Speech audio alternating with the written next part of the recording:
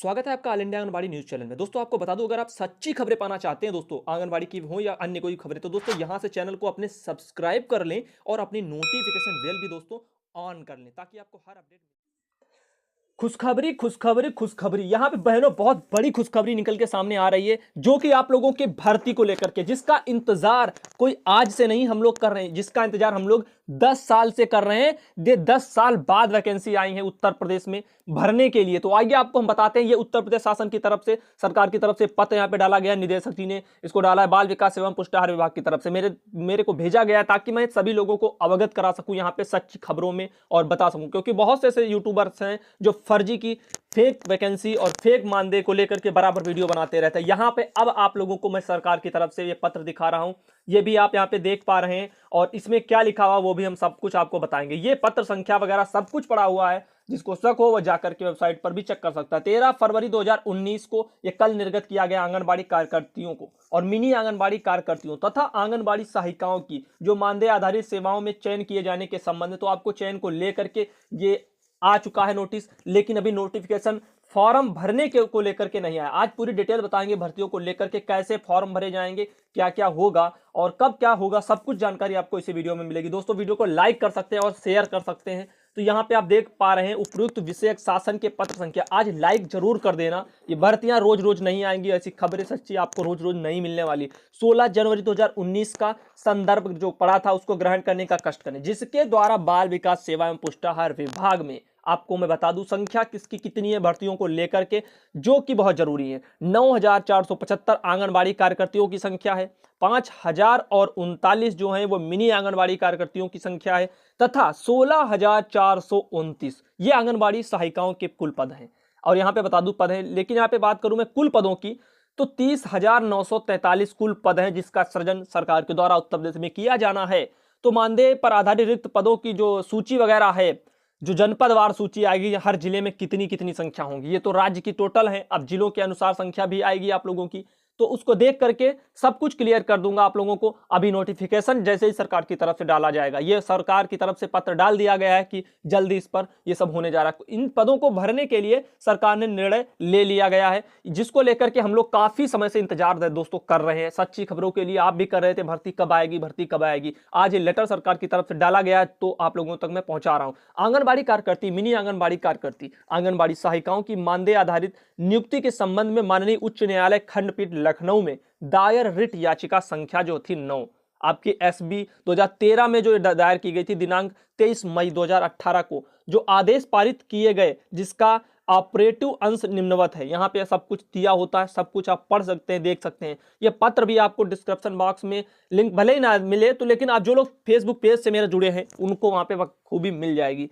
तो उक्त जो वाद जो है यहाँ पे देख सकते हैं, और क्या यहाँ पे जानकारी नीचे अच्छी लिखी हुई हम लोगों के काम की। माननीय उच्च न्यायालय खंडपीठ लखनऊ में अभी विचाराधीन है ये मामला। आंगनबाड़ी कार्यकर्ती, मिनी आंगनबाड़ी कार्यकर्ती तथा आंगनबाड़ी सहायिकाओं की मानदेय के आधार पर नियुक्ति माननीय न्यायालय द्वारा पारित अंतिम आदेश के अधीन होगा। उक्त रीति को जो आपके रिक्त जो पद हैं उनको विभागीय कार्यों के संपादन हेतु भरे जाने की भी आवश्यकता है, ताकि विभाग द्वारा संचालित योजनाओं, जो कि 6 माह से 6 वर्ष तक के बच्चों के जो सर्वांगीण विकास तथा गर्भवती एवं धात्री महिलाओं को समुचित पोषण एवं प्रतिरक्षण के लिए 6 सेवाएं क्रमशः जो हैं अन्नपूरक, पोषाहार, स्वास्थ्य, प्रतिरक्षण, ये सभी चीजें जो चलाई जाती हैं उनको, उनका भी यहाँ पे जिक्र किया गया है। तो दूसरा आपको मैं बता दूं, यहाँ पे और भर्तियों से रिलेटेड जो खबर मैं निकाल के आपको दे सकता हूं वो भी आप देख सकते हैं।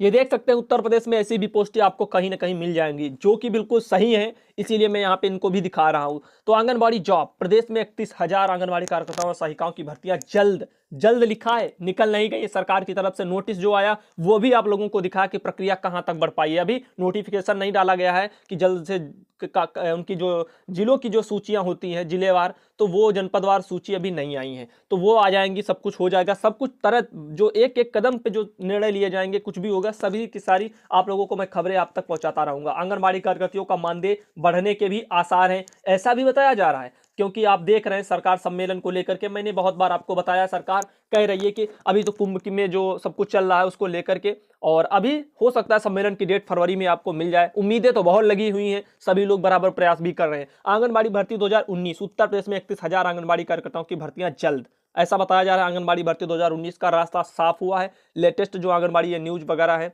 तो विज्ञापन जारी किए जाएंगे हाल ही में, जल्द में, तो वो भी आपको मिलेंगे। लेकिन जानकारी के लायक आपको ये भर्तियां, यानी कि 31,000 पदों पर भर्तियां होंगी। और दूसरा पॉइंट जो आपको जानना है वो है नियुक्ति जो आपकी होगी वो मेरिट के आधार पर होगी। जैसा कि राजस्थान में आप लोग देख रहे हैं, वहां पे एग्जाम हुआ है बहनों का, आप समझ सकते हैं चीजों को, उसके बारे में मैंने बहुत पहले बता दिया था जब भर्तियां आई थी। लेकिन उनका एग्जाम भी हुआ, यहां पे एग्जाम नहीं होगा। फिलहाल जो इस बार भर्तियां आ रही वो तो आपकी मेरिट के आधार पर आ रही हैं, लेकिन हो सकता है निकट भविष्य में कभी ना कभी ऐसी चीजों का, दिक्कतों का सामना करना पड़े, तो उसके लिए भी आप लोग तैयार रहिए, पढ़ते रहिए तो ज्यादा अच्छा है। लेकिन अभी यहां पे मैं कहना चाहूंगा कोई पढ़ाई की जरूरत नहीं है। यहाँ पे जो आपने हाई स्कूल वगैरह में पढ़ाई की है वही मान्य होगी, वही के अंकों के आधार पर सब कुछ होगा। और बता दूं, पद के के लिए न्यूनतम शैक्षिक अर्हता हाई स्कूल ही रखी गई है, इंटरमीडिएट भी नहीं रखी गई है। तो जो सरकार इन भर्तियों में आरक्षण भी लागू करेगा, ये भी एक बड़ा मुद्दा है। आरक्षण अगर मिलेगा तो जिन लोगों को आरक्षण का लाभ मिलना है तो उनके लिए बहुत अच्छी और खुशखबरी भरी जो है एक तरह का मैसेज है। लेकिन ऐसे में दिक्कतों का सामना कुछ उच्च वर्ग वालों को भी देखने को मिल जाता है। तो यहाँ पे आप देख रहे हैं चीजों को, न्यूनतम शैक्षिक अर्हता हाई स्कूल, तो हाई स्कूल अगर आपने पास किया है तो फॉर्म को डाल सकते हैं यहाँ पे। और आप देख सकते हैं भर्तियां 10 साल बाद होने जा रहे हैं, जो कि मैंने आपको सबसे पहले बताया था कि ये भर्तियां क्यों हम लोग इतने दिन से उम्मीद लगाकर बैठे हैं, क्योंकि ये 10 साल बाद भर्तियां होने को आई हैं। तो जाहिर सी बात है कुछ ना कुछ होगा। और रही बात आपके चयन को लेकर, तो वो भी अब जो है पहले के तरीके से नहीं होगा। अब डीएम की अध्यक्षता में जो है समिति आंगनबाड़ी जो कार्यकर्तियों का चयन करेगी। तो ये भी आप लोगों को समझना चाहिए, पहले ब्लॉक स्तर से आप लोगों के चयन किए जाते थे, लेकिन इस बार जो डीएम की अध्यक्षता में समिति बनाई गई थी वो उसका चयन करेगी। जिला कार्यक्रम अधिकारी ही इसके नियुक्ति अधिकारी भी होंगे, ये भी आप अंदाजा लगा सकते हैं इस चीज से। तो खास करके आज का ये वीडियो आप लोगों को भर्ती को लेकर के ये खबर थी। और आगे आप बढ़ते हैं हम अगली खबर की ओर। और एक और बड़ी खबर निकल के जो आ रही है, ये पत्र आ रहा है जो ग्रुप में भेजा गया है, जो कि इसको सभी बहनों तक पहुंचाना है और इसको सभी को समझना भी बहुत जरूरी है। तो यहाँ आइए देखते हैं इसमें क्या लिखा हुआ है। यहाँ पे लिखा है, सेवा में श्रीमान जिला कार्यक्रम अधिकारी महोदय श्रावस्ती। तो श्रावस्ती से जो बहनें हैं जिले से, वो लोग इस पर खासकर फोकस करें, बाकी की भी बहनें कर सकती हैं, देख सकती हैं वहां पे क्या चल रहा है। तो प्रार्थना पत्र वास्ते हटाए जाने जो वाले सुपरवाइजर एवं किए जाने उचित कार्रवाई के संबंध में ऐसा कुछ यहाँ पे लिखा है, लेकिन हम इसको डिटेल से पढ़ेंगे। निवेदन है कि ग्राम सभा जो आपका सिटकाहवा जो सिरसिया जो है परगना इकौना तहसील जो आपका भिनगा जनपद श्रावस्ती में विकास खंड सिरसिया में तैनात सुपरवाइजर राम जानकी देवी, जिसकी कार्यशैली एवं समान रूप से करने में व्यवधान करती रहती हैं तथा आंगनबाड़ी कार्यकर्तियों को एमपीआर के नाम पर हर माह में प्रत्येक से 500 रुपए की मांग करती हैं तथा हर महीने पुष्टाहार के नाम पर 500 रुपए की मांग करती हैं। जब कार्यकर्तियों द्वारा रुपया नहीं दिया जाता है तो उनके खिलाफ परियोजना पर ही बैठकर नोटिस निर्गत करने की कार्रवाई करती हैं, जिससे जो है समस्त आंगनबाड़ी कार्यकर्तियों में आक्रोश का माहौल बना रहता है। जिस कारण से इस प्रकार जिस सरकारी जो तैनात वर्तमान समय में भ्रष्टाचार मन में व्याप्त है, जिससे विभाग के सभी आंगनबाड़ी कार्यकर्तियां परेशान हैं। इस प्रकार कार्य किए जाने व अवैध धन की वसूली करना शासन के द्वारा दिए गए नियमों के विरुद्ध है। इसीलिए कोई इस प्रकार से कार्य जो करती है उसको हटाया जाना न्याय हित में दोस्तों नितांत आवश्यकता है इसकी। तो महोदया से प्रार्थना है कि प्रार्थना पत्र में उपरोक्त जो आपके उल्लेख है कथन के अनुसार सुपरवाइजर राम जानकी देवी को ग्राम सभा जो आपका सिटकाहवा में विकासखंड सिरसिया जनपद श्रावस्ती से हटाने की कृपा करें तो उसके लिए महान कृपा होगी। ये पत्र डाला गया है नसीफ अहमद खान पुत्र मुश्ताक खान और संसद क्षेत्र पंचायत सिरसिया जनपद श्रावस्ती की तरफ से। उनका मोबाइल नंबर भी दिया हुआ है, दिनांक वगैरह 14/2/2019 का ये पोस्ट है। यहाँ पे आप देख रहे हैं ये तमाम चीजें कोई भी होती हैं जैसे कि बहनों को परेशान करने की या अवैध वसूली की, हर एक खबर जो उठाई जाती है संगठन हो या जिला कार्यक्रम अधिकारी हो वहां से, तो ये सभी चीजें हम देते हैं और पहुंचाते हैं आप लोगों तक। और देखिए दूसरी जो है मध्य प्रदेश से खबर है जो कार्यालय जिला पंचायत अशोकनगर की तरफ से, वहां पे दोस्तों 13/2/2019 कल का ये भेजा हुआ लेटर है जो आपको मैं दिखाने जा रहा हूं। सहायक रिटर्निंग ऑफिसर विधानसभा क्षेत्र जो आपका 32 अशोकनगर, 33 चंदेरी एवं 34 मुंगावली।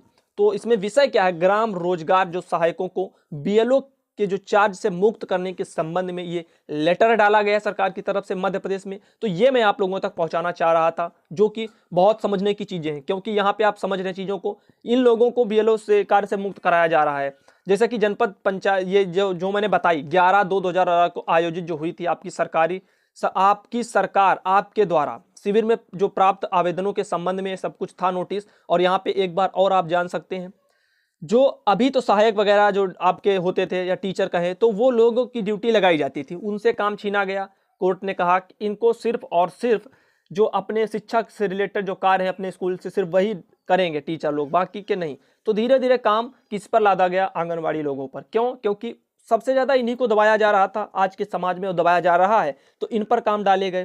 कुछ बेचारे जो आपके यूं कहें कि हम राज्य कर्मचारी का जिनको दर्जा नहीं मिला है, जो अभी ऐसे ही बेचारे भटक रहे हैं, तो उन लोगों को ज़्यादा मोहरा बनाएगा। लेकिन यहाँ पे अगर हम बात करें तो ये लोग बच के निकल रहे हैं, तो बच के निकलने का इनका एक स्वाभाविक भी है, क्योंकि इनको इतना पैसा भी नहीं मिलता है। यहाँ पे हम बात करें, अभी आपको पढ़ के बताएंगे तो आप सब समझेंगे। जो रोजगार सहायकों को बीएलओ से चार्ज मुक्त के लिए कहा जा रहा है, भारत निर्वाचन आयोग द्वारा भी संविदा कर्मियों से निर्वाचन संबंधी कोई कार्य न कराए जाने जो संबंधी निर्देश हैं, ये आप याद रखना, जो भी संविदा कर्मी होते हैं। लेकिन यहाँ पे ऐसी चीजों पर लगाया गया। ग्राम रोजगार जो सहायकों की नियुक्ति पंचायत स्तर से हुई है, जिससे वो जो लोग हैं वो कई ग्राम रोजगार सहायक पूर्व वर्तमान स्थानीय जो आपके जनप्रतिनिधियों के संपर्क में है, जो आपका निष्पक्ष निर्वाचन पूर्ण कराने की दृष्टि से उचित नहीं है, ये भी आप जानते हैं। अतः ग्राम रोजगार जो सहायकों को बीएलओ से चार्ज से मुक्त कराना सुनिश्चित करें। ये मुख्य जो आपका कार्यपालन अधिकारी हैं जिला पंचायत अशोकनगर की तरफ से, वो भेजा गया उनके द्वारा मेरे पास, ताकि आप लोगों तक मैं पहुंचा सकूं। ये सब चीजें ग्रुप में डाली जाती हैं ताकि हम आवाज उठा सकें अच्छे से। तो यहाँ पे आप देख रहे हैं, लेकिन यहाँ पे उन आंगनबाड़ियों का क्या होगा जो ना तो राज्य कर्मचारी का जिनके पास दर्जा है, ना तो वो एक तरह से आप यूं कहें कि उसमें आते हैं कैटेगरी में संविदा कर्मियों की। तो आप याद रखना चीज़ों को। तो ऐसे में काम बढ़ रहा है तो सिर्फ बढ़ रहा है आंगनबाड़ियों पे। हर काम, फिर चाहे आपका बीएलओ हो, फिर आपका आधार कार्ड से रिलेटेड हो, या अन्य कोई इतने ज़्यादा काम है, अगर हम गिनाते रहेंगे तो एक पेज बनकर तैयार होगा जिसमें कम से कम 15 से 20 काम निकल के आएंगे जो आंगनबाड़ियों पर लगाए जा रहे हैं।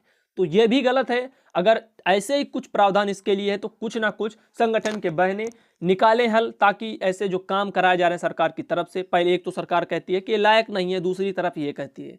तो मैं चाहता हूं इनका पहली बात तो मान दे, सरकार बढ़ा दे, तो इन कामों से भी इनको कोई परेशानी नहीं होगी मेरे ख्याल से। लेकिन सरकार उस हिसाब से उनका उचित मानदेय का भी भुगतान करे। पहली बात तो राज्य कर्मचारी का दर्जा दिया जाए अगर बीएलओ जैसे बड़े बड़े कार्य कराए जा रहे हैं, क्योंकि जब ये राज्य कर्मचारी जिनको दर्जा नहीं मिला है वो लोग ये काम करते थे हमारे, तब तो सरकार उनको निर्वाचन जैसे बड़े स्तर के लेवल के जो काम किए जाते हैं निर्वाचन आयोग द्वारा जो कराए जाते हैं उनको संपन्न कराने के लिए, जब ये योग्य नहीं होते हैं लोग जिनको आज बताया जा रहा है, तो ऐसे में आंगनबाड़ी कैसे योग्य हो सकती हैं? तो उन पर काम कराए जाते हैं।